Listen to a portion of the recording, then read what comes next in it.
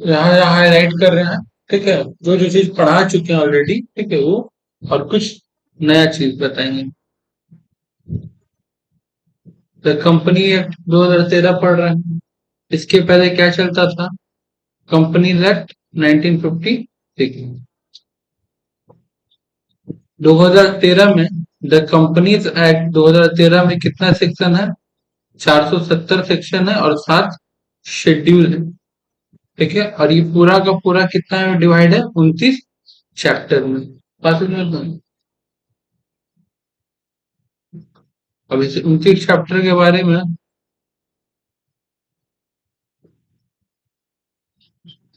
CS में जो बच्चा इंटर में होता है उसका पूरा 29 चैप्टर बुक है कंपनी में। जो बच्चा सीएमए में रहता है, ठीक है, तो फाउंडेशन में तो कंपनी का नहीं रहता, इंटर में रहता है। इसमें से 11 चैप्टर सीएमए में। ठीक है, सीए में इसमें से 10 चैप्टर इंटर में रहता है इस एक्ट में से। ठीक है, और फाउंडेशन में इन लोग का थोड़ा बहुत है।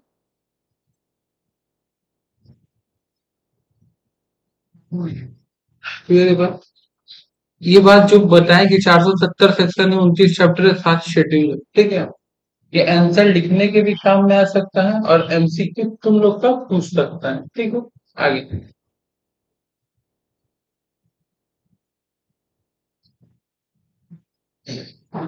कंपनी एक्ट किसके किसके ऊपर एप्लीकेबल है? ध्यान दें, यहाँ पे कह रहा है companies incorporated under this act. This act से क्या कहने का मतलब है? 16। और एनी प्रीवियस कंपनी लॉ, या फिर आप इसके पहले कोई भी कंपनी लॉ में रजिस्टर्ड थे तो जितना भी इंश्योरेंस कंपनी है वो सारा का सारा इंश्योरेंस कंपनी ये फॉलो करेगा, except where the provision of state of the act are inconsistent with the provision of the insurance act or the IRD act। क्या बोलना चाह रहा है कि जितना भी इंश्योरेंस कंपनी है वो सब कंपनी लॉ का बात मानेगा और कंपनी लॉ की तरफ चलेगा। लेकिन अगर कहीं पे ऐसा होता है कि इंश्योरेंस एक्ट या फिर IRDA एक्ट कुछ अलग बात कह रहा है तो आप उनका बात मानेगा, क्योंकि आप कंपनी से पहले एक इंश्योरेंस कंपनी, बात में आ रहा है ना?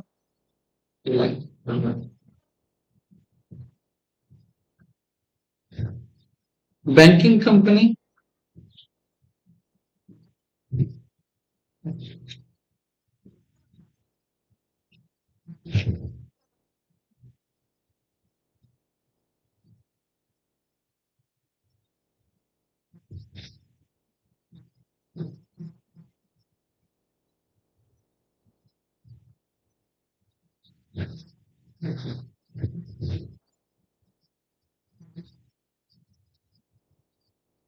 अथॉरिटी। ठीक है, फुल फॉर्म IRDA। नेक्स्ट क्या कह रहा है कि जो बैंकिंग कंपनी है वो बैंकिंग कंपनी ही फॉलो करेगा, एक्सेप्ट उन जगह पे नहीं फॉलो करने का जरूरत है जहां पे बैंकिंग रेगुलेशन एक्ट कुछ और कह रहा है, वो आपको उसका बात हम लोग मानेंगे। लेकिन जितना भी कंपनी इंगेज है, किस चीज में इंगेज है? जनरेशन में। किस चीज का जनरेशन या फिर सप्लाई में? किस चीज का जनरेशन या सप्लाई में? इलेक्ट्रिसिटी का। क्या चीज का? और यहाँ पे भी सेम बात कर रहा है कि उस जगह पे इलेक्ट्रिसिटी कंपनी को मेरा बात सुनने का जरूरत नहीं है जहां पे इलेक्ट्रिसिटी एक्ट 2003 कुछ अलग से कह रहा है। इसके अलावा एनी अदर कंपनी, कोई भी कंपनी हो govern by any special act, कोई भी कंपनी भारत में किसी स्पेशल एक्ट के द्वारा बना हो या कभी भविष्य में बने, उसको भी कंपनी एक्ट की फॉलो करना। सच अ body corporate which incorporated by an act for time being in force as the central government notification specify in this Bihar. और भविष्य में सेंट्रल गवर्नमेंट नोटिफिकेशन दे करके और भी कुछ लोगों के ऊपर कंपनी लागू करवा सकते हो, तो कोई दिक्कत का बात नहीं है। अच्छा, सब एक्ट अलग अलग है, फिर भी सब पे कंपनी लोग का ही जोड़ क्यों है? उसका रीजन सबसे बड़ा क्या है? कंपनी लॉ सबसे खूबसूरत एक्ट है। कंपनी लॉ सबसे खूबसूरत एक्ट। इसमें कुछ चीज यहाँ कुछ चीज वहां ऐसे नहीं दिया हुआ है। बस सब चीज लाइन से सजा के वो चैप्टर वाइज बटा हुआ है। शेयर कैपिटल के लिए एक चैप्टर है, कंपनी को कैसे मैनेज करना उसके अलग का मैनेजमेंट एंड एडमिनिस्ट्रेशन चैप्टर 7 है। तो तो ये जितना खूबसूरती से बटा हुआ है और ये जितना अच्छा से गवर्न या फिर कह लो मैनेज करना सिखाता है, उतना अच्छा से बाकी का कोई और एक्ट नहीं सिखाता है। इसी वजह से जितना भी ऑलमोस्ट सारा जितना भी आर्टिफिशियल पर्सन है, ठीक है, सब कहीं ना कहीं कंपनी लॉ को ही फॉलो करता है। ठीक है, एक्सेप्ट कि उन लोग का लॉ अगर कहीं पे कुछ और बोल रहा है। क्लियर है तक बात? नेक्स्ट, हम कंपनी का डेफिनेशन पढ़ाए थे। Company mean an artificial person incorporated by law having perpetual succession common seal. अब ये देखो, चीफ जस्टिस मार्शल क्या बोल रहे हैं, ए कॉर्पोरेशन एंड आर्टिफिशियल वही पर्सन बीइंग, जो क्या होता है, इनविजिबल होता है, इंटेंजिबल होता है, existence only in the contemplation of the law, law के नजर में इसका कुछ अस्तित्व है। Being a mere creation of law, ये किसका क्रिएशन है, लॉ का। It possesses only those properties which the charter of its creation confer upon it expressly or accidentally to its very existence। ये वो सारा चीज क्वालिटी अपने अंदर कैरी करता है जो इसके बनने और इसको एक्सप्रेस करने के लिए जरूरी। ठीक है, जैसे कॉमन सील, सेपरेट एंटिटी, ये सब फीचर्स हम लोग पढ़ेंगे। एक प्रोफेसर है हनी, प्रोफेसर हनी कहते हैं कि company is incorporated association which is an artificial person, इन्हीं का हम डेफिनेशन लिखे थे कुछ हद तक, created by law having a separate entity with perpetual succession और common seal। पहला क्लास में हम इस सबका मीनिंग अलग से बताया है। ठीक है, अच्छा, जब कंपनी लॉ खुद बना तो कंपनी लॉ अपना section 2 clause 20, section 2 clause 20, company law का जो सेक्शन 1 है, ठीक है, तुम ऐसा समझ के चलो, पूरा तो हम नहीं कहेंगे, लेकिन ये जो इंट्रोडक्शन पढ़ी ये पूरा सेक्शन 1 में मेंशन है। कंपनी लॉ का सेक्शन 1 में पूरा ये, और सेक्शन 2 में कंपनी लॉ का जितना भी डेफिनेशन आता है ना, सेक्शन 2 में कंपनी लॉ में जितना भी डेफिनेशन आता है वो सारा डेफिनेशन वहां पे है। करीब करीब 100-150 डेफिनेशन है खाली सेक्शन 2 में, बस ना। तो वहां पे कंपनी का मतलब डिफाइन किया गया है जो हम लोग पढ़ चुके हैं। Company mean a company, company का मतलब वो एक कंपनी जो इनकॉर्पोरेट हुआ है इस एक्ट में या फिर प्रीवियस कंपनी लॉ के अंदर। अब जरा संक्षिप्त में जो इसका फीचर था, सबसे पहला फीचर क्या है, सेपरेट लीगल एंटिटी। मतलब क्या है कि इसका अपना, ये लीगली सेपरेट है फ्रॉम अपने मेंबर्स, मतलब कंपनी अलग और मालिक अलग। इसके ऊपर तो हम लोग कितना लंबा छोड़ा कहानी भी पढ़े थे। लेकिन प्रीपिचुअल सक्सेशन, प्रीपिचुअल सक्सेशन का मतलब होता है change in the member does not affect the existence of member. ठीक है, मेंबर के बदल जाने से, मेंबर चेंज इन अगर मेंबर हो रहा है या फिर मेंबर के एग्जिस्टेंस से वो है नहीं है, कंपनी पे कोई फर्क नहीं पड़ेगा, कंपनी चलते रहेगा। हम उस दिन अभी रिसेंट के एग्जांपल भी दिए थे।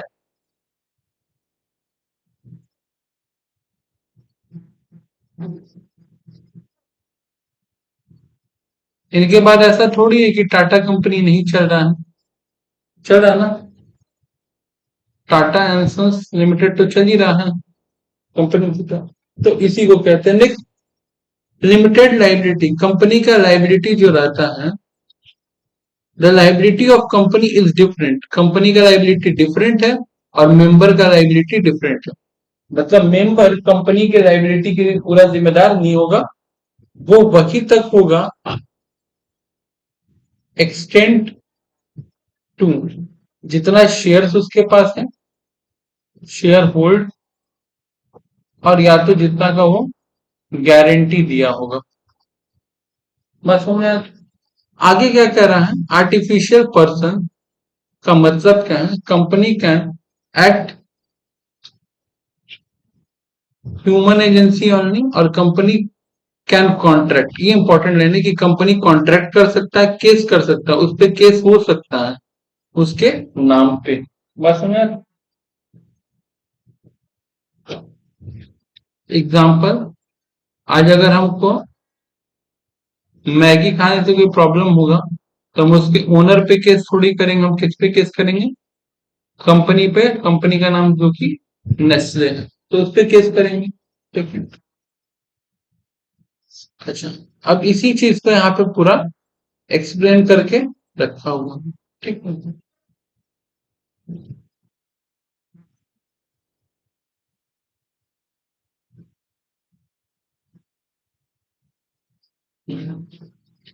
ये जो है separate entity,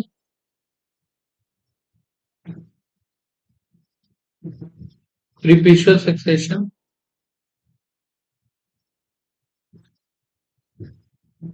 limited liability, artificial person,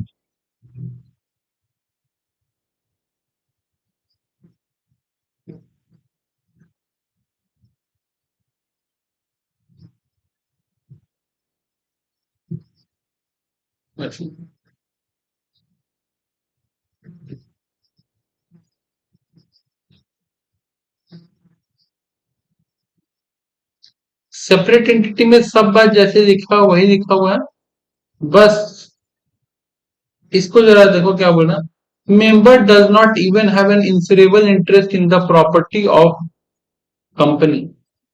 company का कोई भी प्रॉपर्टी कंपनी का प्रॉपर्टी आपका प्रॉपर्टी नहीं है, तो उस पर आप अपने अकॉर्डिंग कोई फायदा नहीं उठा सकते, पहला बात। दूसरा, the reading case on the, और ये किस केस स्टडी से पता चलता है,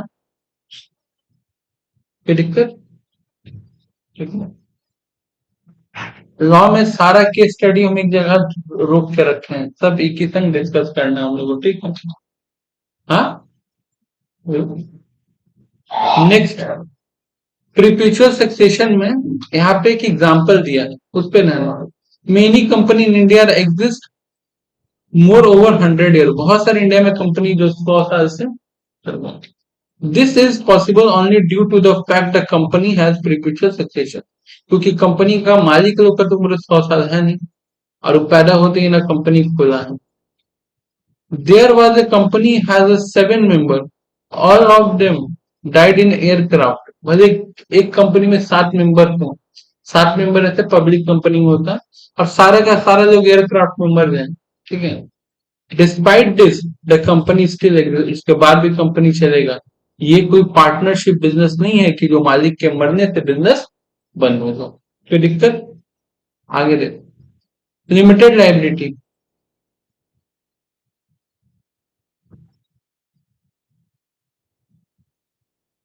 जो हम पहले ही बोले थे कि जो कंपनी का लाइबिलिटी होता है वो डेप्ट कौन उठाएगा, शेयर होल्डर लोग, इतना बात तो ठीक है, लेकिन कितना कितना उठाएगा, अपना नॉमिनल वैल्यू ऑफ शेयर, यानी कि अपने शेयर्स के अकॉर्डिंग जितना शेयर्स होगा उस हिसाब से वो लोग पैसा भरेगा, या तो फिर जितना वो गारंटी दिया होगा कि हम कंपनी के लिक्विडेशन, लिक्विडेशन का मतलब होता है जब कंपनी सरल भाषा में तो बंद होने के कगार पे आएगा, इसको और एक भाषा में वाइंडिंग अप भी कहा जाता है, क्या कहा जाता है, वाइंडिंग।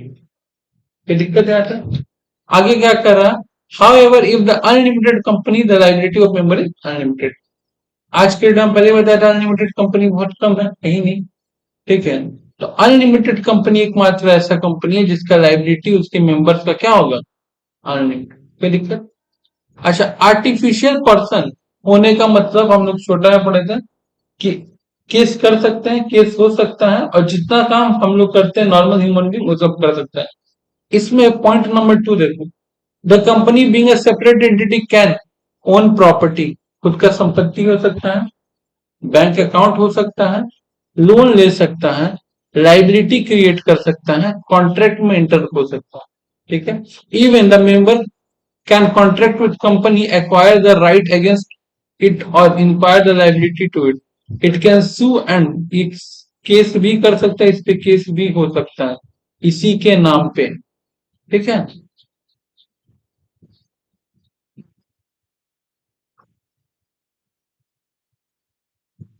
बस एक काम नहीं हो सकता है, it can do everything which natural person can do except send to the jail. Company को जेल में नहीं भेज सकता। ठीक है। तो उस केस में हम लोग पढ़े हैं कि अगर जेल में नहीं भेजा जा सकता तो या तो जिसका गलती होगा डायरेक्टर लोग में से जाएगा जो उसका, और नहीं तो फिर हाँ नहीं, वो जो 7 केसेस था, वो 7 केसेस रामू पीपीसी भी हम लोग पढ़ चुके हैं, और उसमें शेयर होल्डर लोग को जाना पड़ता है। ठीक है। अच्छा, दूसरा, वादा नहीं कर सकता है, कसम नहीं खा सकता है, शादी नहीं कर सकता है, प्रैक्टिस नहीं कर सकता है। प्रैक्टिस का मतलब क्या हुआ? जैसे आप डॉक्टर बनने के बाद डॉक्टर का प्रैक्टिस करते हो, सीए बनने का सीए का प्रैक्टिस करते हो। ठीक है, ये सब काम आप नहीं कर सकते हो। ठीक है बात? तो भैया कंपनी आर्टिफिशियल पर्सन है, तो इसको चलाएगा कौन? सम ह्यूमन एजेंसी, जिसको हम लोग किस नाम से जानते हैं? डायरेक्टर्स के नाम से जानते हैं। ठीक है। तो दिक्कत क्या था? The director can either on their own or through the common seal can authenticate if formal act. Common seal का मतलब हो गया वही स्टैम्प प्लस सिग्नेचर। ठीक है। और अगर किसी कंपनी का स्टैम्प और सिग्नेचर तो समझ में आता है, लेकिन किसी कंपनी का स्टैम्प और सिग्नेचर नहीं है, क्या स्टैम्प और सिग्नेचर? तो फिर कौन साइन करेगा? यहाँ पे देखो लिखा हुआ, in case the company doesn't have the common seal, the authorization shall be made by the 2 directors or by a director and the company secretary wherever the company secretary has appointed as company secretary। अब यहाँ पे क्या बोलना चाह रहा है ये समझना जरूरी है। बोलना ये चाह रहा है कि अगर कंपनी के पास अपना कॉमन सेल नहीं है, क्योंकि कॉमन सेल लेना इतना आसान नहीं। कॉमन सेल का मतलब क्या होता है? Signature plus stamp. अगर मान लो कि कंपनी में फिलहाल परचेज डिपार्टमेंट का कोई हेड ही नहीं है, हेड ऑफ द डिपार्टमेंट होना चाहिए ना, कोई है ही नहीं, तो क्या कंपनी उतना दिन तक सामान नहीं खरीदेगा? बिल्कुल खरीदेगा। तो जब वो सामान एक्वायर करेगा, परचेज करेगा, ठीक है, सामान रिटर्न करेगा, स्टोर में से इशू करेगा, ये सब जो हरकत करेगा, तो एग्जाम्पल के लिए बता रहे वहां पे या तो 2 डायरेक्टर साइन कर सकता है, ठीक है, और नहीं तो एक डायरेक्टर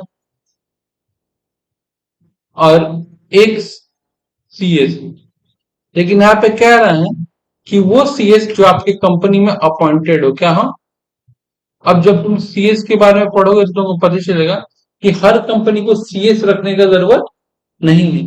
तो अगर मान लो ऐसा कोई कंपनी जिसपे सीएस रखने को उतना कोई कंपलसरी नहीं है, ठीक है, तो उसके पास तो सीएस है ही नहीं, तब वो चुपचाप केवल 2 डायरेक्टर से अपना काम करवा दे। कोई दिक्कत है ऐसा?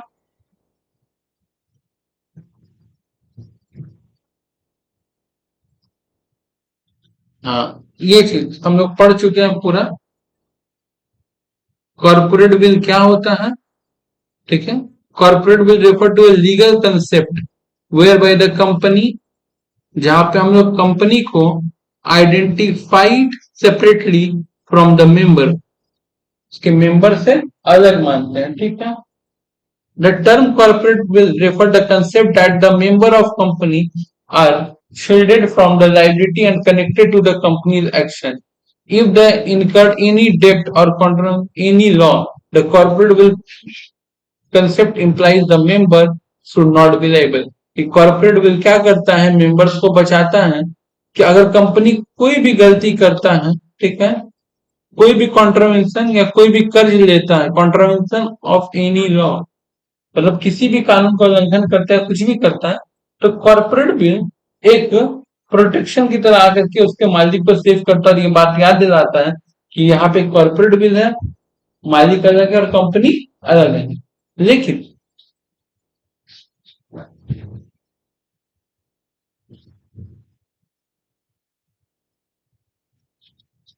क्या ये कॉर्पोरेट बिल लिफ्टेड हो सकता है, यानी कि हट सकता है लिफ्टिंग ऑफ कॉर्पोरेट बिल?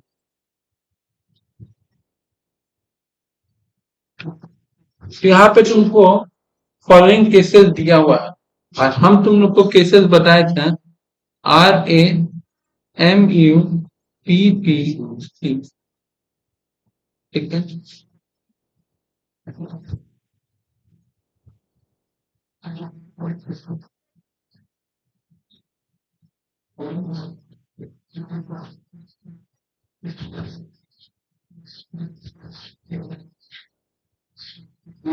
कोई दिक्कत है आपको? ठीक है।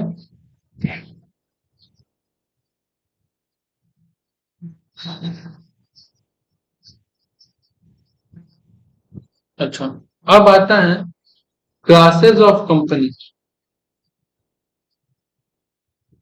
ये भी पूरा एक दिन टाइप ऑफ कंपनी दूसरे क्लास में सारा कंपनी समझाए हुए हैं, टाइप थोड़ा थोड़ा ध्यान देना। कंपनी लिमिटेड बाई शेयर किस सेक्शन में है? 2/22। हम बोले थे ना सारा डेफिनेशन सेक्शन 2 में मिलेगा। हाँ, company limited by guarantee section 221। अब तुम अगर ध्यान से देखोगे तो 220 में कंपनी का डेफिनेशन है, 221 में कंपनी लिमिटेड बाय गारंटी का डेफिनेशन है और 222 में कंपनी लिमिटेड बाय शेयर्स का डेफिनेशन है। अब मजा इसमें ये है ना कि हम एक दिन खोलेंगे पूरा बियर एक्ट तुम लोग दिखाएंगे। ये सजाया पता है कैसे गया है ना, इस पे ध्यान दो।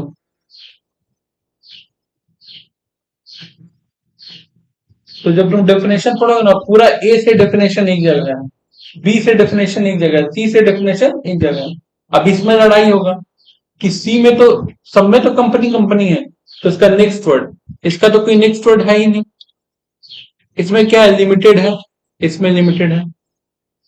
तो पहले कंपनी का डेफिनेशन आएगा तब इन दोनों का आएगा। अब इन दोनों में कंपनी लिमिटेड सेम है, उसका देखा जाएगा उसके बाद का नेक्स्ट वर्ड जी है। जी पहला आता फिर ऐसा था, तो पूरा अल्फाबेटिकली सजाया हुआ है। बात समझ तो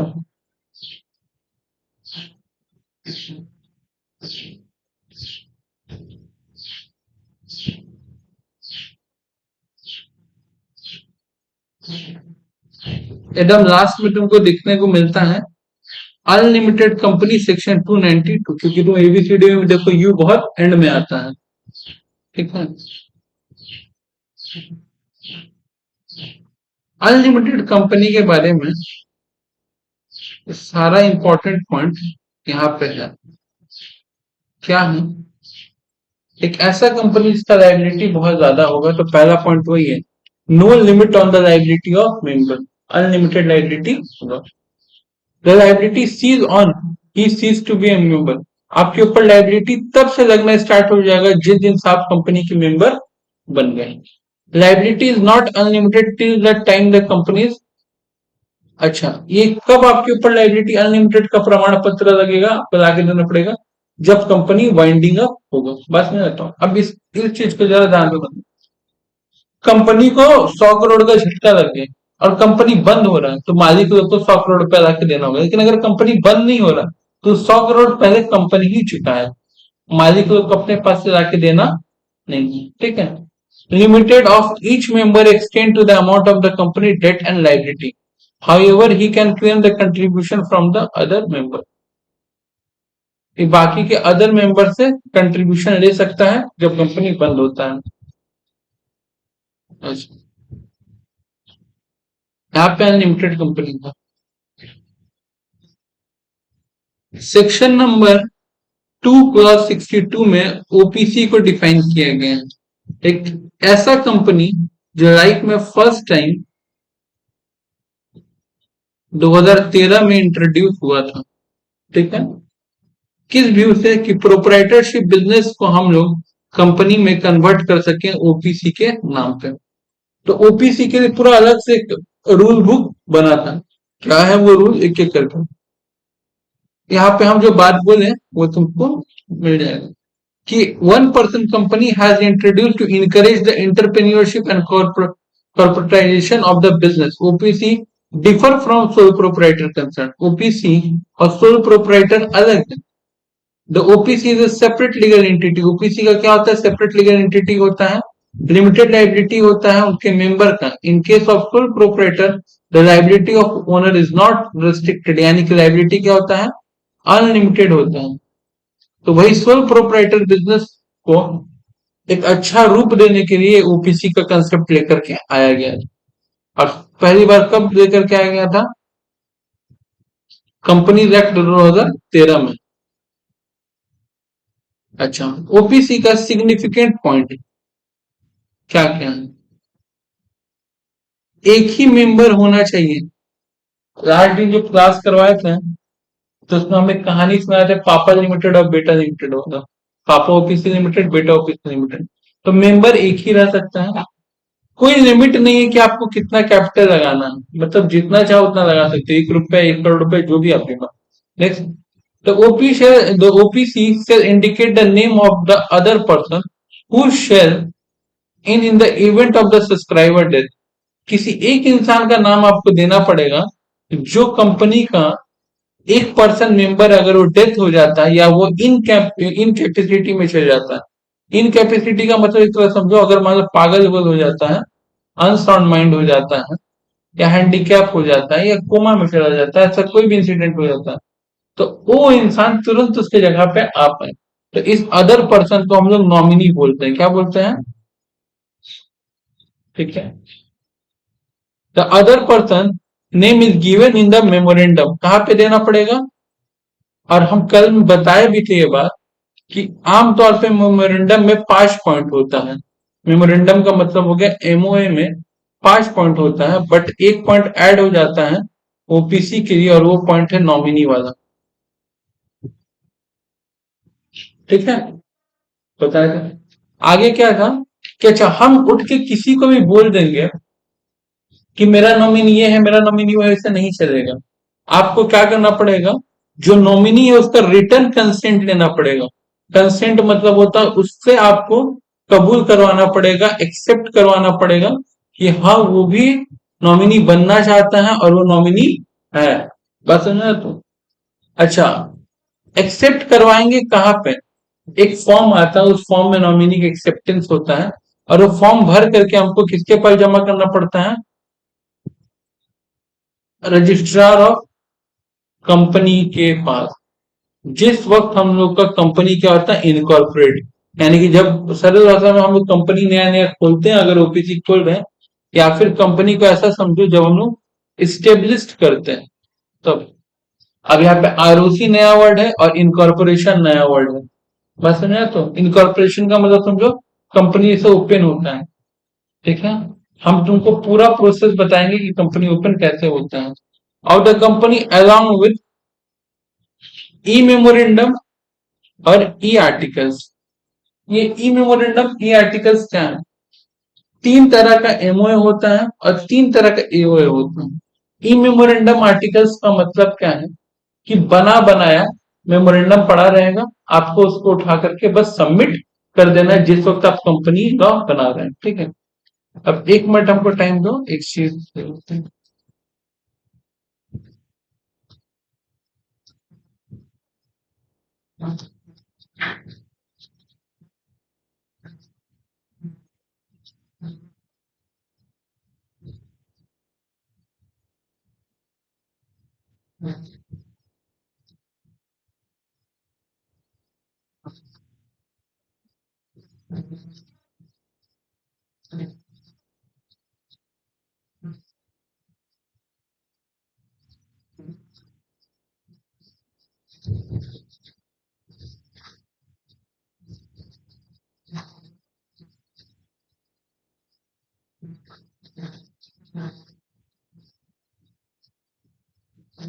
ये देखो,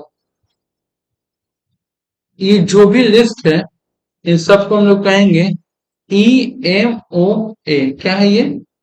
ई, अगर हम एक ऐसा कंपनी खोल रहे हैं जो कंपनी क्या है, लिमिटेड बाई शेयर्स है, तो हमको एमओए बनाने का जरूरत नहीं है। एक बना बनाया एमओए मिलेगा, उसको बस थोड़ा सा एडिट करके फिल करके हमको क्या करना होगा, जमा कर देना होगा। अगर हम एक ऐसा कंपनी खोल, जो कंपनी क्या लिमिटेड बाई गारंटी है, एक ऐसा कंपनी खोल रहे हैं जो कंपनी लिमिटेड बाई गारंटी भी है और उसमें शेयर कैपिटल भी, मतलब कंपनी का जो मेंबर लोग हैं वो बोला है कि शेयर का तो पैसा देंगे देंगे, प्लस और भी हम लोग गारंटी देते हैं, दोनों चीजें। अगर आप एक ऐसा कंपनी खोल रहे हैं जो अनलिमिटेड है, तो अगर आप एक ऐसा कंपनी खोल रहे हैं जो अनलिमिटेड है और शेयर कैपिटल भी है, तो ये पूरा लिस्ट है, आपको ये उठा के जमा कर देना। लेकिन हम क्या बोले कि ऐसा समझ के चलो कि एमओए 3 तरह का होता है। एक तो बात हो गया ई एमओए का, बस ना, जो बना बनाया रहता है। एक होता है एमओए, तो ये जो ई एमओए तभी सबमिट किया जाता है ना, अगर नंबर ऑफ मेंबर 7 है। अगर उससे ज्यादा हुआ,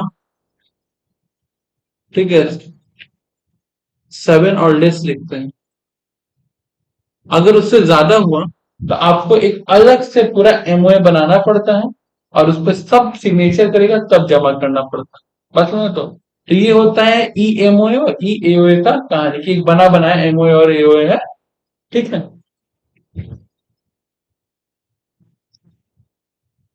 अब आते हैं बैक टू इस,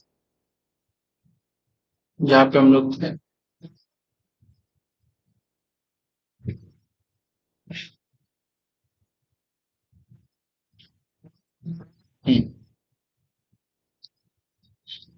सच other person may give right to withdraw the consent, जो दूसरा व्यक्ति रहेगा वो अपना कंसेंट वापस भी ले सकता है कि नहीं, अब हम नॉमिनी बनना नहीं चाहते हैं, नहीं। The OPC may at the time of change the name of such other person, nominee का नाम जब बदलेगा, give notice to the company and the company shall intimate the same. तो अगर मान लो हम किसी कंपनी में ओपीसी हैं, तो हम कंपनी को बताएंगे कि देखिए अब हम आपकी कंपनी में नॉमिनी नहीं रहना चाहते हैं। और कंपनी क्या करेगा, ये बात किसको बताएगा, रजिस्ट्रार को, यानी कि ROC को, ठीक है। ये बार बार ROC वर्ड आ रहा है, और एक दिन पहले का क्लास में हम बोले थे कि जब जब हम गवर्नमेंट बोलेंगे तो ROC समझना। फिलहाल के लिए इतना समझो कि ROC एक गवर्नमेंट ऑफिसर होता है। क्या होता है? पर्सन होता है ROC। अलग अलग एरिया में अलग अलग ROC होता है। Any such change in the name of the person shall not deem to be alteration of memorandum, ठीक है। मेमोरेंडम सेक्शन 4 है, अल्टरेशन ऑफ मेमोरेंडम सेक्शन 13 है, 12 की 13 से कुछ।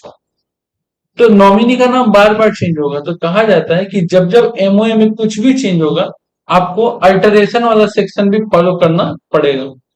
तो नॉमिनी का नाम तो बार बार चेंज होगा, तो बार बार हम वो सेक्शन फॉलो करेंगे। तो वही वो बोल रहा है कि अगर नॉमिनी का नाम में कुछ भी चेंज हो रहा है तो उसको हम लोग अल्टरेशन नहीं मानेंगे। तो सरल भाषा में बोले तो जो 6 पॉइंट है उसमें से अगर 5 पॉइंट में कुछ चेंज आ रहा है तो आपको सेक्शन 13 मतलब अल्टरेशन फॉलो करना पड़ेगा। लेकिन अगर आपका नॉमिनी का नाम चेंज आ रहा है तो आपको वो सेक्शन फॉलो करने की जरूरत नहीं है।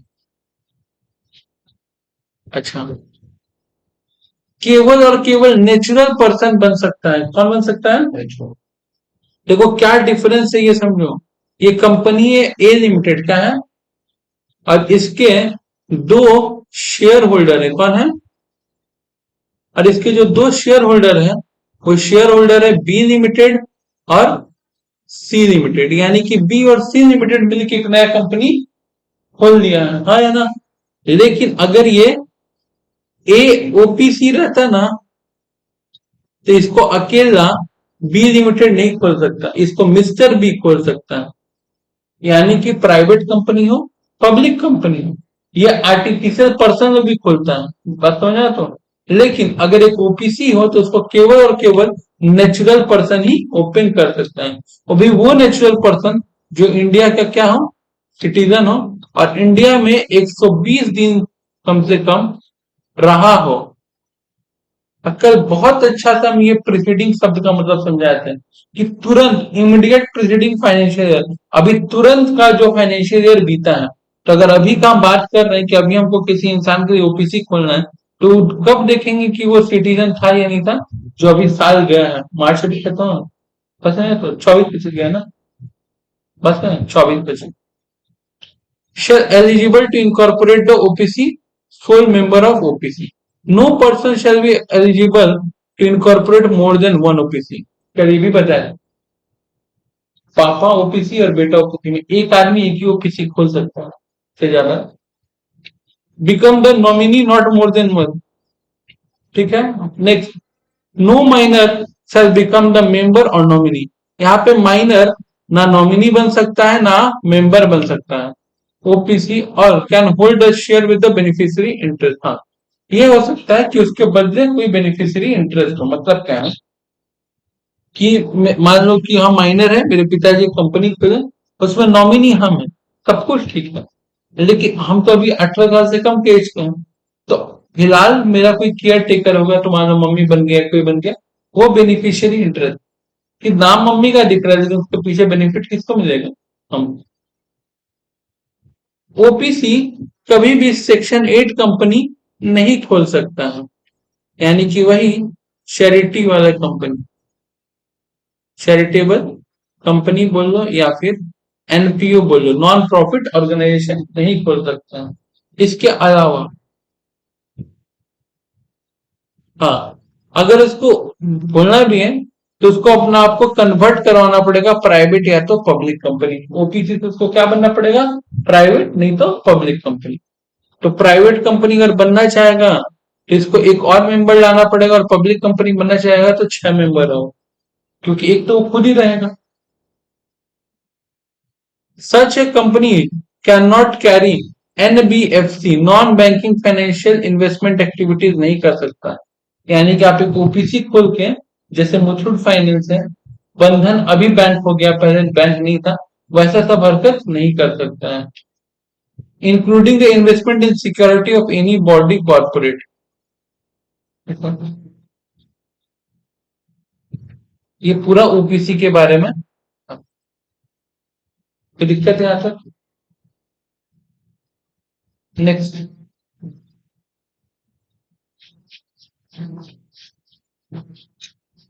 Private company mean a company having minimum paid up share capital as may be prescribed by the articles. देखो, जहां जहां पहले ही बताया एज मे प्रिस्क्राइब्ड लिखा रहता है, वहां रूल आता है।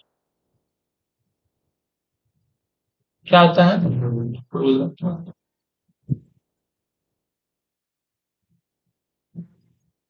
Restrict the right to transfer its share.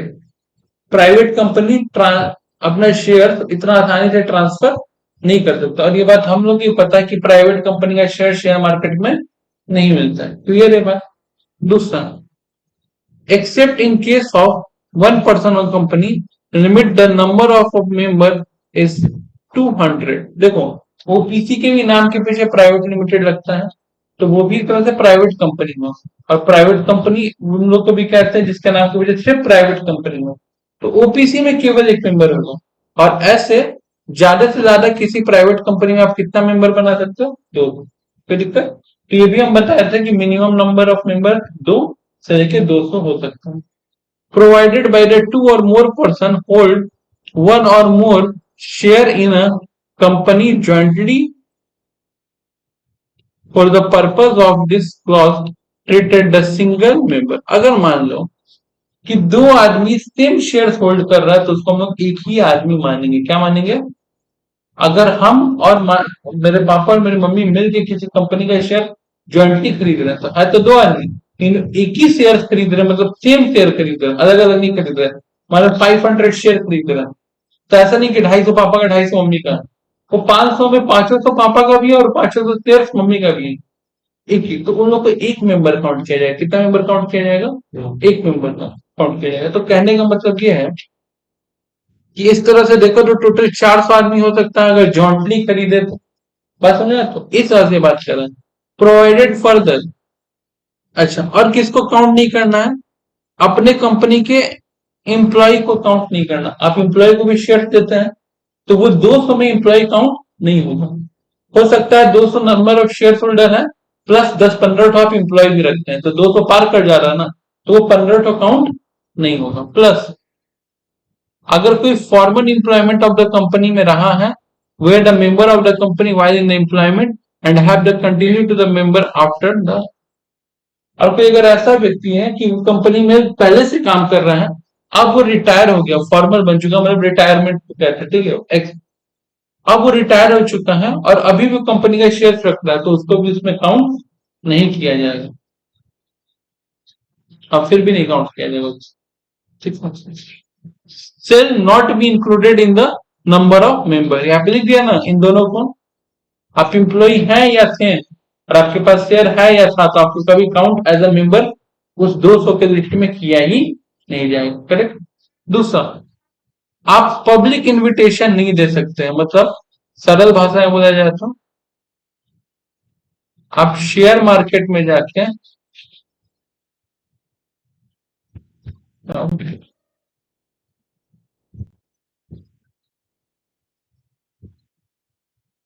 आप शेयर मार्केट में अपना शेयर सेल, जिसको हम लोग सब्सक्राइब रोड कहते हैं, शेयर सब्सक्राइब नहीं करवा सकते आमतौर। प्राइवेट कंपनी का इंपॉर्टेंट पॉइंट, और ये सारा पॉइंट तुम्हारा पढ़ा हुआ है, ठीक है। अब आता है सबसे इंटरेस्टिंग चीज, ये हम उस दिन नहीं पढ़ाए थे जब टाइप ऑफ कंपनी पढ़ा रहे थे। तो एक स्मॉल कंपनी और एक साथ एसोसिएटेड 2-4 कंपनी छूटा होगा। स्मॉल कंपनी किसको कहते हैं?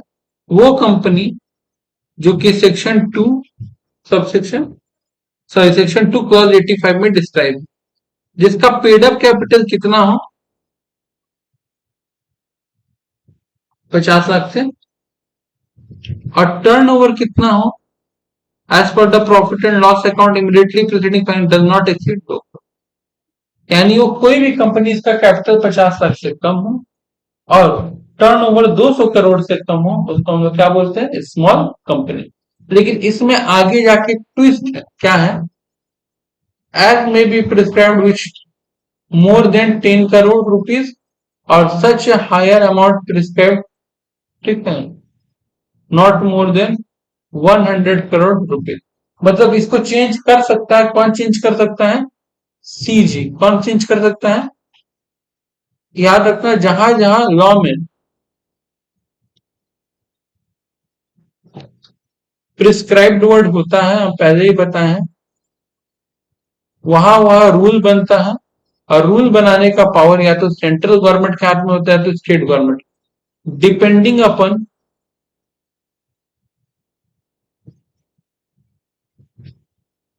कि वो यूनियन लिस्ट में आता है, स्टेट लिस्ट में आता है, या कॉन्करेंट लिस्ट में आता है, या रेसिड्यूरी लिस्ट में आता है। ये सबसे पहले क्लास में सब चीज पढ़ाया हुआ है, तुम लोग का नहीं पढ़ाया, ठीक है। कोई दिक्कत है? आता है?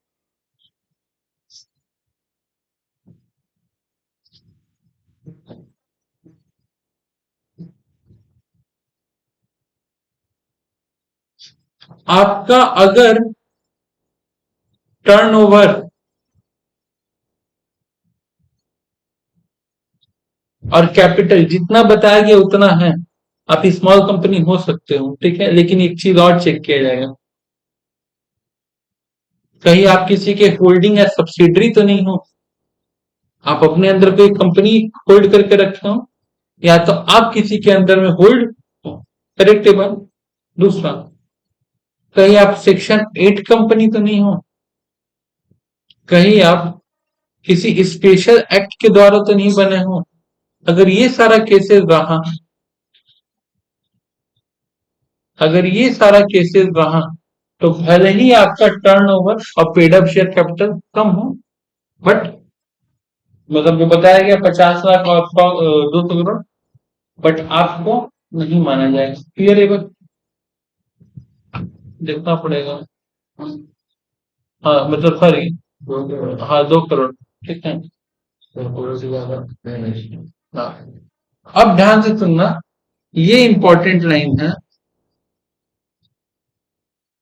कि हम क्या बोले थे कि रूल आ सकता है, और रूल आया हुआ है, देखो। अमेंडमेंट रूल 2022 कब आया है? विद इफेक्ट फ्रॉम 15 सितंबर 2022। क्या नाम है? Companies specification of definition detail amendment rule 2022 with effect of 15 सितंबर 2022 में ही आया है अभी हाल फिलहाल में, 2-3 सत्र। क्या बोल रहा है? ये लिमिट को क्या कहते हैं? गेटो बंद करो। ये लोग लिमिट को क्या कर दिया है? Paid up capital and turn over of A small company not exceed,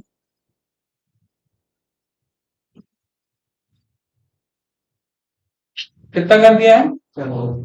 हाँ, तो कह रहा है कि एक्ट में लिखा हुआ 50 लाख, जिसको बढ़ा के 10 करोड़ तक कर सकता था, तो अभी कितना करके रखा है? 4 करोड़। बात सुना है तो। और ये क्या कहते हैं, कैपिटल को बढ़ा के 100 करोड़ कर सकता था, जो कि 2 करोड़ था, तो अभी कितना करके रखा है? तो एक्ट में 50 लाख और 2 करोड़ ही है, रूल में चेंजेस आया, और ये फिर ये रूल बाद में चेंज हो सकता है। बस ना, तो अगर एग्जाम में एमसीक्यू पूछता है या फिर एग्जाम में हमको लिखना है स्मॉल कंपनी, तो हम दोनों बात को पूरा मेंशन करेंगे। कोई दिक्कत यहाँ तक?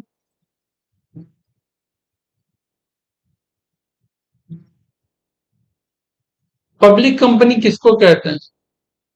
Section 2 clause 71। Public company mean A company which is not a private company. जो प्राइवेट कंपनी नहीं है, तो प्राइवेट कंपनी हम लोग पढ़ चुके हैं, उसको छोड़ के जो कंपनी सब क्या होगा?